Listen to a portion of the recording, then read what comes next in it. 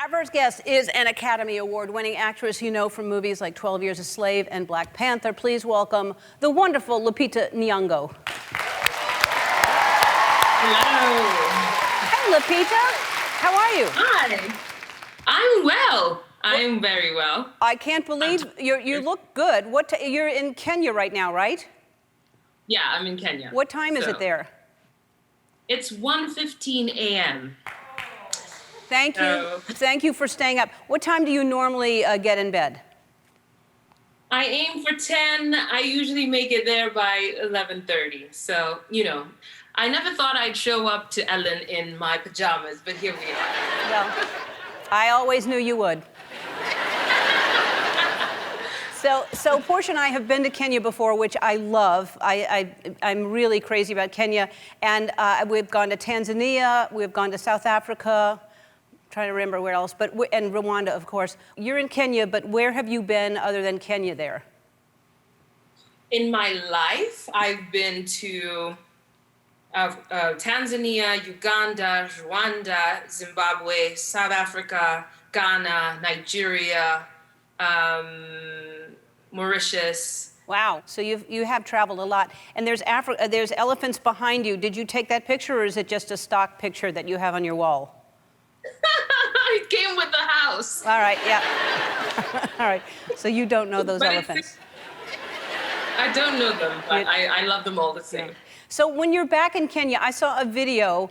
I'm going to show the video. Tell me, is this something that you do a lot at home?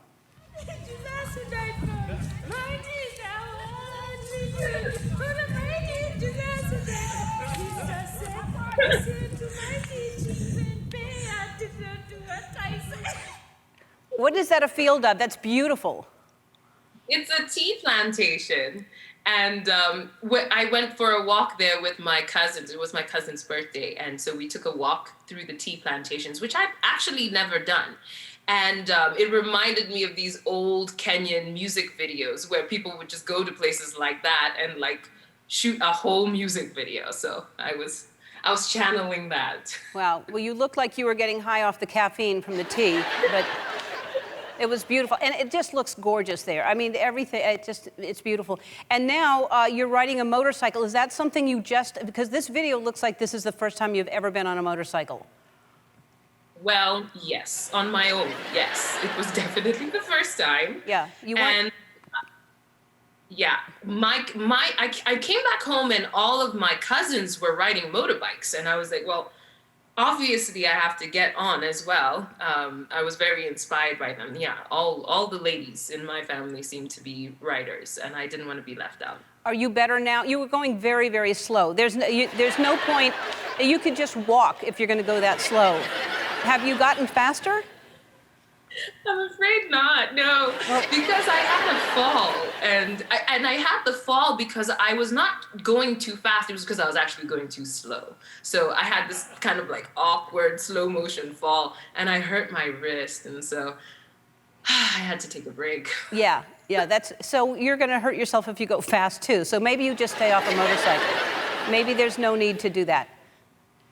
I need to work on the helmet bit first. Yeah, I heard that you had a hard time getting the helmet on because you were claustrophobic. Yeah, I'm definitely claustrophobic, and I just don't understand how you're supposed to have all of that on your face and still see where you're going. Well, maybe you're putting it on wrong, because you should still see. Look, there's an opening in front of you. Oh, you're freaking out just with this. And so you love, I heard this in the meeting this morning, you love scaring people as much as I do. I do. Who are you scaring? I particularly love to scare. One of my sisters, Fiona, is very easy to scare, and I love to devise ways to scare her. Yeah. Like, what's the most elaborate thing you've done? I mean, I just hide when someone's coming out of the bathroom. I like to hide, so I get them when they're coming out of a bathroom. But what's the elaborate thing you've done? Well, we were in the Serengeti, and for the first time, and we were staying at this beautiful lodge that had outdoor showers, and she mentioned that she's never had an outdoor shower. We got there at night, and so I encouraged her to go and get into the shower. We both had outdoor showers, so I timed it until I heard her water going and everything. And it was outside, you know, these baboons and elephants and all sorts of animals that were probably around. And then I crept to her side of the lodge, of the room, and I just waited in the shadows until she turned around, and I was just standing there like that. I didn't even say anything, and she freaked out. And I had such a good laugh. There's nothing like a laugh from scaring somebody. No, there's nothing like scaring somebody. It is always fun. It never lets you down, or them. Yeah. Hey, we have to take. Especially when they're naked. What's that? Better. What'd you say? Especially when they're naked. Oh. I have to remember that. I have to start trying to get my guests naked first, and then I will scare them. I didn't even think of that, Lupita. Mary, we need to get the guests naked next time. Then someone pops out of this table. All right. Let's do that during like sweeps. Sure. Okay? Yeah. We're back with Lupita Nyong'o. That was a clip from her new series called Super Sema. So you're an executive producer on it, and how did this come up? Was this your idea? Did they bring you on? How'd this come up? They brought me on. They sent me some of the episodes, and I couldn't believe it. I was beaming because this is exactly the kind of thing I want to see in the world, the kind of thing I want to be a part of creating. And, you know, Super Sema, she's this incredible superhero who uses science, technology, engineering, and math to save her little town of Dunia. And she's a little African girl, imaginative, resourceful, determined. It's the kind of thing that I just didn't have when I was younger. And so it just filled my heart with so much joy that it exists and we get to share it with the world. Well, that's the kind of passion project everyone's looking for. That's fantastic. Now, when you said when you were a kid you didn't have that, what were you like as a kid? Were you a good kid? Were you a troublemaker?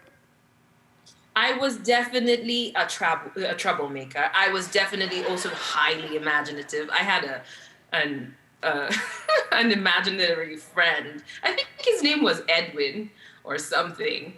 And I would take him with me to class, and I got detention because at one point Edwin was tickling me. And like, of course, Edwin didn't exist, so I was like, and totally distracting everybody. Wow. So you also have a best-selling children's book that's going to be a musical for Netflix. So is that something you're going to sing in it, or will somebody else sing? I hope to God that I don't sing in it. I don't think I'm going to sing in it, no. No? Leave it to more talented people in that department. All right. We saw you in the tea leaves. You were okay. You were fine. So everyone's excited about the next Black Panther, and I'm sure it's going to be tough not working and not having Chadwick Boseman there. I mean, I've only met him a couple of times, but what a great guy. And what are you going to miss the most, I guess? I'm wondering. Wow, it's still so hard for me to come to terms with his passing. I mean, his leadership, you know, he was he led the movie with such compassion and just presence. When Chadwick came on set, he was present, and he brought his entire being to that movie, and he was just so humble as well, you know, and that leadership will be missed. And he was my friend, and so it's hard to think of him in the past and still. But I do know for certain that he would want us to do this, and I feel that what Ryan Coogler has planned very much honors him and his legacy. So I feel good about going. Yeah. Well, I'm sure you're all going to feel that energy of him on the set when you're there working, and I'm sure that, you know, all of us will miss seeing him as well. But what a great guy he was. It's so good seeing you. Thank you for staying up. Go to sleep now. And I appreciate you staying up, really. You can catch Super Sema on YouTube now. We'll be back.